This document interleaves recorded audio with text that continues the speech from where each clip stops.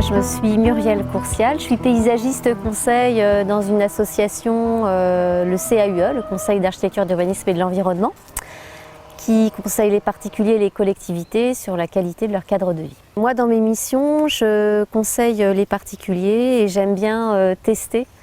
Avant de conseiller, j'aime bien tester en vrai.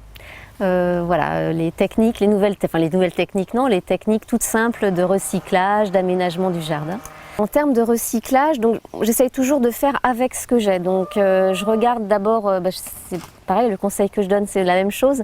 Je regarde ce qu'on a déjà sur le terrain et ce qui va pouvoir nous servir. Du lierre, ça peut être intéressant. C'est pas forcément de tout arracher et de partir de la page vide.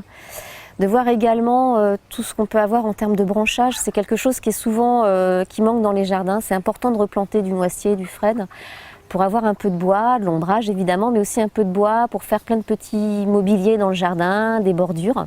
Moi, du jardin, il n'y a rien qui sort.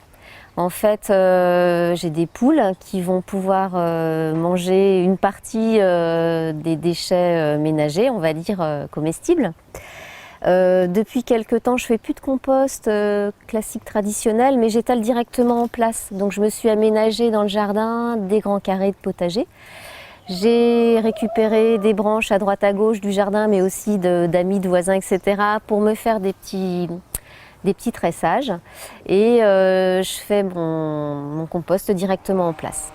Je ne vais pas raisonner en termes de temps, mais en termes de besoin. Moi, c'est vraiment, je pense que quand on aime le jardin, ça devient un besoin.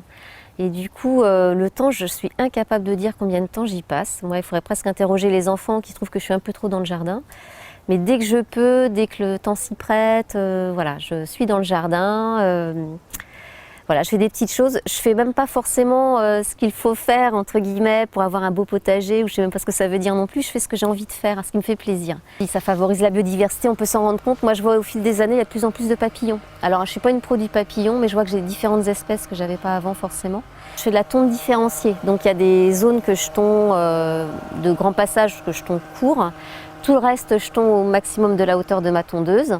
Et puis, je me garde aussi des zones fauchées. Que je fauche, faucher, alors j'ai pas de faux, mais je bricole avec la tondeuse. Et je les fauche 2 fois dans l'année. Et ça, je pense que ça joue. Ouais. Et puis, je suis beaucoup avec des essences locales.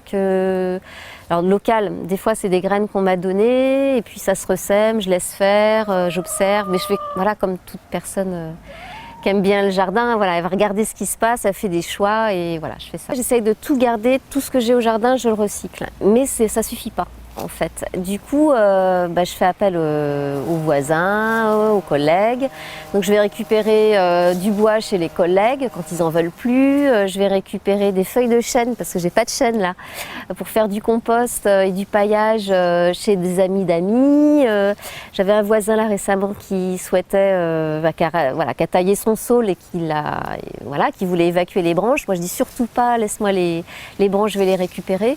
Quand on est dans un nouveau terrain, surtout on n'arrache pas tout, on observe déjà. Et pour implanter la maison, la forme de la maison et l'implantation, tout d'un coup ça devient vraiment bien plus intéressant d'avoir un existant. Quand on a la chance d'avoir des arbres, faut les garder, quoi.